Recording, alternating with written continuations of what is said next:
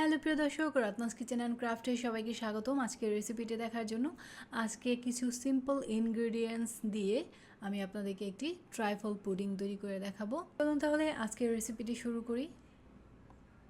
প্রথমে এখানে আমি কিছু প্লেন কেকের স্লাইস করে নিচ্ছি। স্লাইসগুলো দেখুন এরকম পাতলা পাতলা করে কেটে নিতে হবে। তো এখানে সবগুলো স্লাইস আমি করে নিয়েছি। এরপরে আমি এখানে কিছু জেলি নিয়েছি, ফ্রুটস জেলি। তো জেলিটাকে এরকম কেকের স্লাইসের উপরে পাতলা পাতলা করে স্প্রেড করে দিচ্ছি। জেলিটা খুব হালকা করেই স্প্রেড করতে হবে, নয়তো পুডিংটা কিন্তু খুব বেশি পরিমাণে মিষ্টি হয়ে যাবে। এছাড়া আপনারা যদি ফ্রুটস জ্যাম, যেটা মিক্স জ্যাম পাওয়া যায়, মিক্স জ্যামটা ইউজ করতে পারেন, তাহলে পুডিংটা অনেক বেশি ভালো হবে। তো আমার হাতের কাছে জেলিটা ছিল, তাই আমি জেলিটা দিয়েই তৈরি করে নিলাম। আপনারা যদি ফ্রুটস জ্যাম পেয়ে থাকেন তাহলে অবশ্যই এখানে জ্যামটা ইউজ করবেন, মিক্সড ফ্রুটস জ্যাম যেটা, সেটা ইউজ করবেন। তো এরপরে দেখেন সবগুলো স্লাইসকে আমি আবার এরকম চিকন চিকন করে কেটে নিচ্ছি। এরপরে আরও একবার ছোট ছোট করে কেটে নিচ্ছি। এরকম সবগুলো কেকের স্লাইসকে আমি জ্যামের সাথে মিক্স করার পরে ছোট ছোট করে কেটে নিয়েছি। কেকটা রেডি করে নিয়ে এবার এখানে আমি কিছু লিচু নিয়ে নিয়েছি, আর্টিফিশিয়াল লিচু। আপনারা এই লিচুর পরিবর্তে কিন্তু ফ্রেশ ফ্রুটস অথবা ফ্রুটস ককটেল, যেটা টিনের মধ্যে প্রিজারভেটিভ দিয়ে প্রিপেয়ার করা থাকে, রেডি করা থাকে, সেই ফ্রুটস ককটেলটাও কিন্তু ইউজ করতে পারেন। তো যেহেতু আমি আজকে বাচ্চাদের জন্য তৈরি করছি, এর জন্য আমি এখানে লিচিটা নিয়েছি, লিচির ফ্লেভারটা ভালো লাগবে। তো লিচুগুলোকে সবগুলোকে ওপেন করে এগুলোকে আমি একটু ছোট ছোট করে কেটে নিব।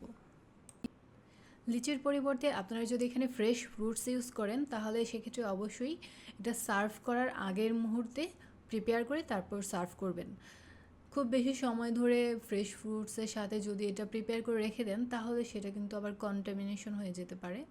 তো সেই ক্ষেত্রে অবশ্যই ফ্রেশ ফ্রুটস দিয়ে তৈরি করলে যখন সার্ভ করবেন তার আগ মুহূর্তে প্রিপেয়ার করে তারপরে সার্ভ করতে হবে। ওটা বেশিক্ষণ পর্যন্ত কিন্তু রাখা যাবে না। তো পুডিংয়ের উপরে একটু গার্নিশ করার জন্য এখানে আমি কিছুটা হুইপ ক্রিম তৈরি করে নিয়েছি। এবার হুইপ ক্রিমের মধ্যে কালার মিক্সিং করে নিচ্ছি। কালার মিক্স করে এটাকে এক সাইডে রেখে দিচ্ছি। এবার এখানে দেখুন এই যে বাটিতে আছে thin pastry cream. Thin pastry ক্রিমটা আমি আগের ক্লাসে আপনাদের তৈরি করে দেখিয়েছি। এই থিন পেস্ট্রি ক্রিমটাই আজকের এই পুডিংয়ের জন্য আমি ইউজ করব। তো এখানে আমি 4টা কাপ রেডি করে নিচ্ছি পুডিংটা সেট করার জন্য। প্রথমে আমি এখানে ফ্রুটস জেলি অ্যাড করে দিচ্ছি, রেড কালারের যে ফ্রুট জেলিটা আছে আমার কাছে। তো আপনারা কিন্তু এখানে মিক্স ফ্রুটস যে জ্যামটা পাওয়া যায় সেটাও এখানে ইউজ করতে পারেন।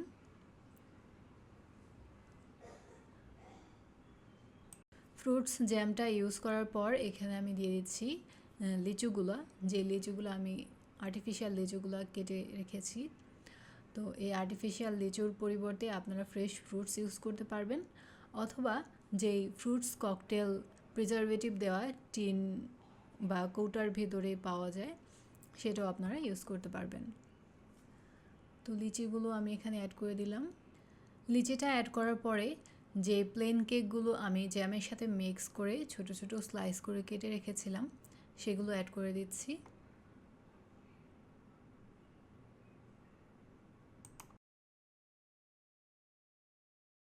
কেকগুলো সবগুলো কাপে আমার দেয়া হয়ে গেছে। এই পর্যায়ে আমি যেই থিন পেস্ট্রি ক্রিমটা তৈরি করেছিলাম সেই পেস্ট্রি ক্রিমটা কেকের উপরে লেয়ার দিয়ে দিব। লেয়ার দিয়ে প্রত্যেকটা কাপের উপরের অংশটা আমি স্পুন দিয়ে একটু সমান করে নেব, স্প্রেড করে দিয়ে। ক্রিমটা স্প্রেড করে দেওয়ার পর এই পর্যায়ে আপনি বিভিন্ন ধরনের ডেকোরেটিভস, চকলেটস অথবা ক্রিমস কালার কম্বিনেশন করে অ্যাড করতে পারেন, অথবা বিভিন্ন ধরনের ফ্রেশ ফ্রুটস অথবা can fruits, dry fruits, nuts, এগুলো দিয়ে কিন্তু আপনি আপনার ইচ্ছে মতো এটাকে গার্নিশ করে নিতে পারেন। তো ক্যামেরার বাইরে আমি ক্রিম দিয়ে এটাকে গার্নিশ করে নিয়েছি। আমি মোটামুটি হালকা পাতলা এটাকে প্যালেট নাইফ দিয়ে একটু ফ্লাওয়ার্স মেক করার চেষ্টা করেছি। তো প্রিয় দর্শক, এরই মাঝে কিন্তু তৈরি হয়ে গেছে আমার আজকের তৈরি ডেজার্ট ট্রাইফল পুডিং।